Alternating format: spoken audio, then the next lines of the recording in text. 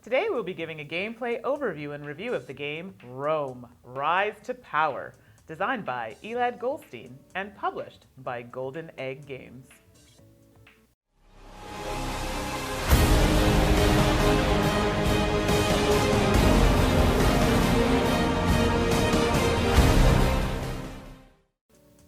Hello everyone, and welcome to another episode with To Die For Games. I'm Mandi, the board gaming pinup girl.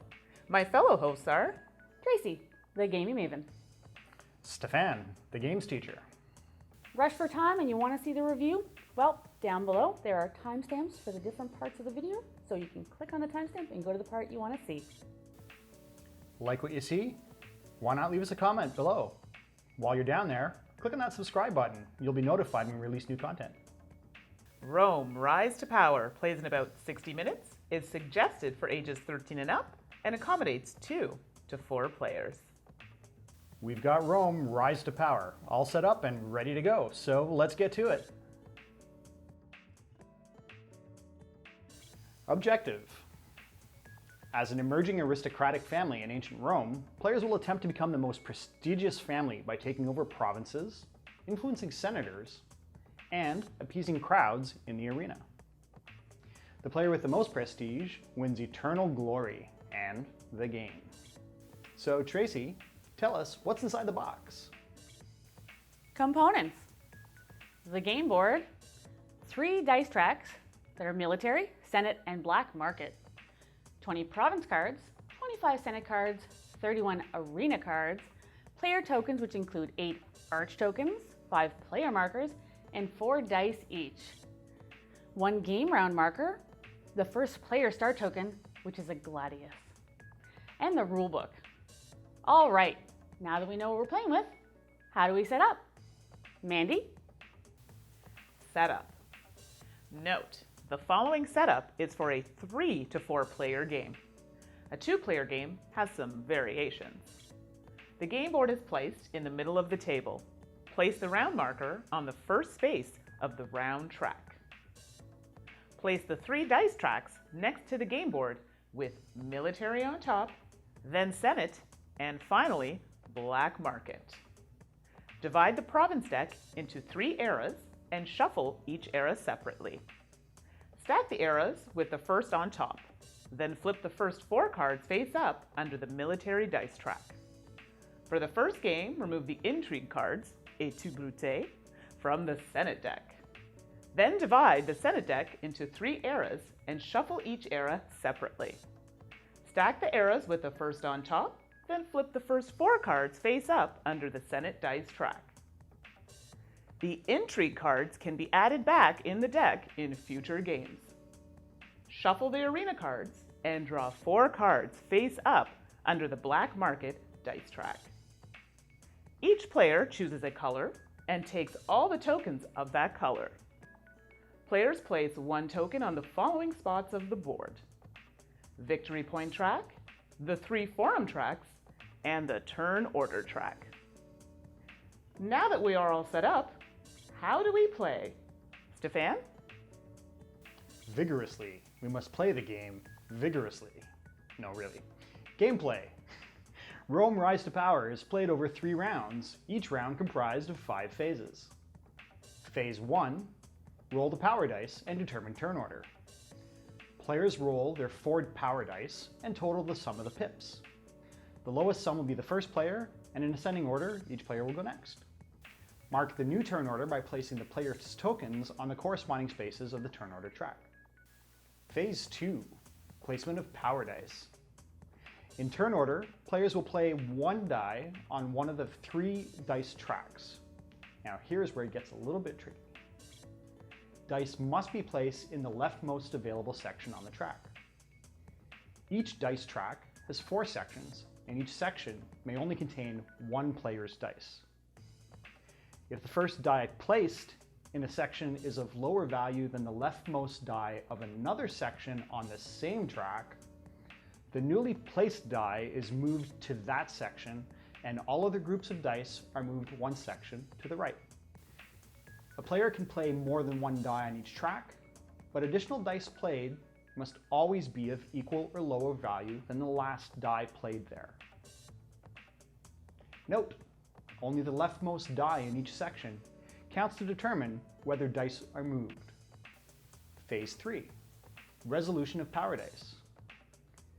Dice tracks are resolved top to bottom, left to right. On the military track, the sum of each player's dice is totaled to give the player's legion strength. In the order of the dice on the military track, players may then conquer one or more provinces whose total value is equal to or less than their legion strength, and place these cards face up on their tableau.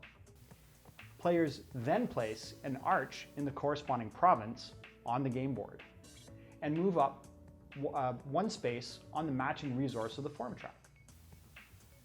On the Senate track, for each die placed on the track, players can take one Senate card.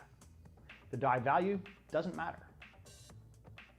And for Black Market, the sum of the player's dice determines how much coin they have to spend to buy arena cards. Players can buy face-up cards based on their coin value, and for 5 coin, they can buy the top face-down card of the pile. Note, Senate cards can be used at any time on a player's turn by exhausting one or more matching province cards. Place the Senate card on top of the province cards to show this. It is possible, based on dice placement, that players may not get cards even if they place dice on the corresponding track, so watch out.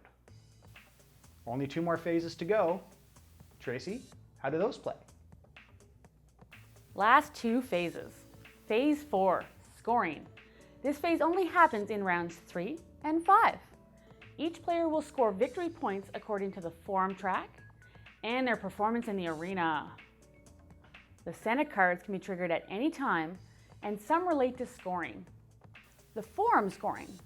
Players will score 1 victory point if they have at least 1 resource on each corresponding track, plus 1 victory point for each person that is behind them on each track, so get ahead. Arena scoring. Players may now choose 3 or more arena cards to play in a show. Once players have chosen their cards, they reveal them and score the following matches. Any 3 cards is worth 1 victory point. Any 3 different cards is worth 2 victory points. 1 of each kind, a beast, barbarian, and Roman, is 3 victory points. 3 diverse of a single type is worth 4 victory points. And a battle royale, which is 2 barbarians and any 3 Romans, which is worth 5 victory points. Phase 5, cleanup. In the first 4 rounds, remove remaining cards beneath the dice track, and then refill. Senate cards get placed on province cards in order to activate them. They are now removed to refresh them. Advance the round marker by 1 spot. So, how does the game end? Mandi? Game end. The game ends after 5 rounds of play, and the round 5 scoring happens. Then a final scoring will occur. Players score for any endgame Senate cards. Players score for region control. There are 7 regions. Players will add the value of any provinces they own in a region. The player with the highest total value for each region receives 2 victory points. If a player controls all of the provinces in a region, they instead score 3 victory points. In case of a tie, players each receive 1 victory point. Repeat this scoring for each other region. The player with the most points after final scoring wins. So, that is how you play Rome, Rise to Power. So now we're ready to review Rome, Rise to Power. So, what'd you guys think? Overall, I like the game. It's got a really solid feel to it. Good. I also enjoyed the game. We played it with 3 players and then also again with 4 players, and it worked well with both player counts. Haven't tried the 2-player variant yet. No, not yet. That's next on the list, but I too enjoyed this game. So there you go, 3 across the board. We enjoyed. So let's move right into it. What did we think of artwork and theme? The theme was very solid across the board. You had the military, the Senate, and the black market. Very traditional. Yep. Felt like you were there in that kind of era, the ancient Rome. So that was really nice. Artwork was a little bit softer. It wasn't bad. I really Right. liked the cards for the black market. I especially love the ostriches. So, Anything with there animals. were ostriches. I'm like, ostriches? Really? Okay, Can sure. we use them in the arena? The cards also had pretty easy to pick up and basic iconography for all the different effects. So it was a good thing. I enjoyed the art and the theme in the game. It really brought it home for me. So. Yeah, and I agree as well with what they were saying. Artwork theme, it was bang on. I did find the cards a little more muted. I mean, I'm one for color. I mean, I understand it doesn't work for everything, but I just wish it had just a little bit more punch in the actual board, perhaps. Yeah, the board was soft, like they were color. It was colorful. It was Sure. softer versions of the colors. Right, Yeah. but the cards were fine. The cards were great, actually. I know you like the ostrich. I like the tigers. That one really. Pretty fierce. I know they looked really good. They looked real. I like so- the bear. The bear. See, we're all animal people. Yeah, we like animal games. Yeah, so overall, I thought it worked really well. Rome, I knew I was playing a game, in Roman times. It worked. So I thought that was excellent. One little side note, if you're looking for this game on Board Game Geek, don't search for Rome, because there's many games named Rome. Yeah. Search for Rise to Power. There's Yes. only a few games listed as Rise to Power, and you'll probably find it a lot easier that way. Yes, exactly. So, and that's a good note because I put Rome in. Well, I got like 100 hits plus. So, quality of components. So I guess it would fall under this. One Sure. gripe was the components, all the tokens are round. Yep. Which I get why they did it economically or whatever. It makes more sense. It's more visually appealing to have all the 5 tokens. The scoring track is too small for Yeah, the round marker did find tokens. that. Way too small, so you didn't know where people were. So we had to kind of jug them so we could kind of Yeah. sort of tell. So that was a little, and everybody noticed that, and everybody mentioned that as a bit of a downfall to it. Agreed. One other minor complaint I had about the rule book in this case, there's a beautiful or a useful card reference for the senator cards or the Senate cards on the back page of the rule book, except the cards aren't in any obvious order. They could have been put in alphabetical order so they were easy to find and scan in the list. Right. But instead you spent a lot of time looking at the card name on the card and then trying to find the card in the list of 20 or 30 different senator cards. It wasn't obvious and apparent. So just Right. one little minor thing there. But otherwise, I really enjoyed it. I thought the dice worked well. The cardboard was suitably thick. And the card quality was good as well. So for me, the dice, I didn't really like the dice, but it worked for the game. So that's just a me thing. It's not necessarily a game thing. Coming back to what you were talking about with the rule book, I like player aids. For me, I find it to be useful, but especially when we're talking about the arena cards, and I know I've heard other people mention this as well, even if it had a little mention of the groupings or something, so you didn't have 4 people trying to struggle over one set of rules. True. Do you know what I mean to refer to? Yes, exactly. Yeah, So- I'm a fan of player aids. Usually, even if you pick things up quick and you remember a lot, Sure. it's nice sometimes to go, oh yeah, and then you're not giving away what you're trying to do. Exactly, which is like, let me just see the rules over here, as you obviously can, which is like me. And I ask a lot of questions when I play a game for the first few times. So if I have a player aid, I don't have to bother everyone. I don't have to slow down the game. I can just refer to a reference sheet or player aid and move on with my turn. So that would be just the minor complaint that I had. Game mechanics. The dice placement was unusual.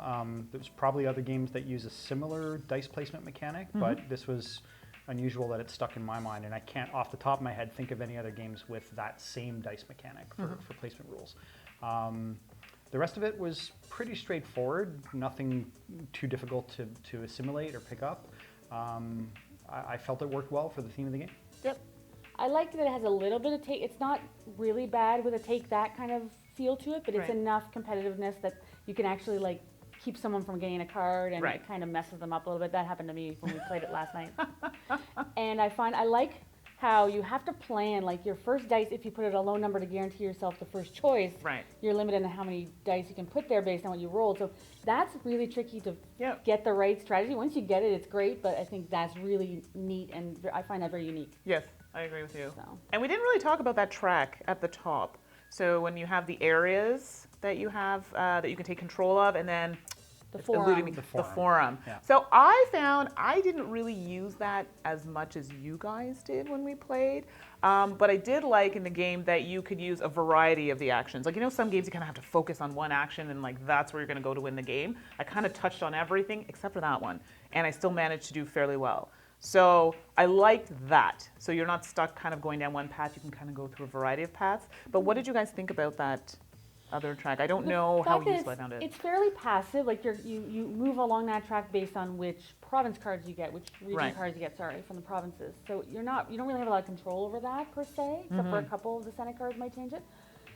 So, but I found you scored a lot on that both times. You just varied it well. I used it to my advantage in both games that I played. Yeah. So maybe that's it. It's just potentially I just didn't use it the way that I should have or to my advantage. So, maybe over further gameplay, I may decide to use it. So, but other than that, I quite enjoyed the fact that you could use a variety of actions to gain points. So, similar games, and we kind of touched on this a little bit. I didn't find it identical, but Vanuatu, which is a game that you guys showed to me, they had something very similar about placing for actions. Like if you placed an action and someone was already there, you had to put more of your tokens in order to gain that action. So I thought that was similar to the placement of the dice in this game.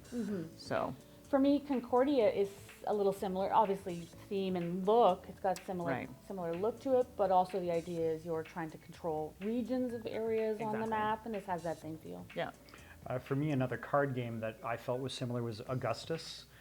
Or the Rise of Augustus. I've seen it called both names, and that is obviously set in the same Roman era, and it has senators and provinces and regions as well. So and stuff. Yeah, so it all ties in. Yeah. So there are similar games with similar type of mechanics. So it's not overly new, but it's still interesting gameplay. So overall, I enjoyed this game. I did like the time on this. We're used to playing a lot of heavy Euro or worker placement type games. So this was nice because you got a bit of that feel, but in a shorter amount of time. It still had the depth without making it overly long. Exactly. I think this is like a bit of a hidden gem that people don't know about.